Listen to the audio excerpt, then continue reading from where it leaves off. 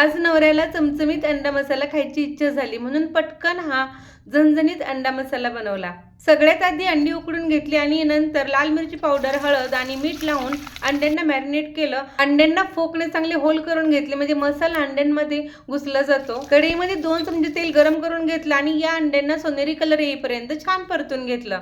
अंडी काढून घेतली आणि त्याच तेलामध्ये सगळं साहित्य जिरे, मोहरी, लसूण, कढीपत्ता, अद्रक आणि कांदा खमंग होईपर्यंत छान परतून घेतला। तर त्यामध्ये चणा डाळ आणि शेंगदाणे सुद्धा घातले आणि पावडर मसाल्यामध्ये बेडगी मिरची, लाल मिरची पावडर आणि हळद घातली। थोडं पाणी घालून मसाले छान परतून घेतला। नंतर त्यामध्ये टोमॅटो चिरून घातले। टोमॅटो सुद्धा चांगले वाफवून घेतले म्हणजे चांगले गाळ करून घेतले आणि सगळं साहित्य परतून झाल्यानंतर एका प्लेटमध्ये थंड करून घेतलं आणि मिक्सरमध्ये गरजेनुसार पाणी घालून बारीक वाटण करून घेतलं। आता ग्रेव्ही बनवू त्यासाठी कढईमध्ये तेल गरम करून घेतलं। त्यामध्ये तमालपत्र, हिरवी विलायची आणि दालचिनी घातली। नंतर तयार वाटण तेल सुटेपर्यंत छान परतून घेतलं आणि गरजेनुसार गरम पाणी घातलं। ग्रेव्हीला चांगली उकळी आली की अंडे पण घालून घेतले। चवीनुसार मीठ घातलं आणि गरम मसाला पावडर घातली। ग्रेव्ही थोडीशी उकळून दिली आणि इथं आपली चमचमीत अंडा मसाला तयार आहे, ज्याची चव आपण कधीच विसरू शकणार नाही। एकदा करून बघा। रेसिपी आवडली तर लाईक करा आणि चॅनलला सबस्क्राईब करा।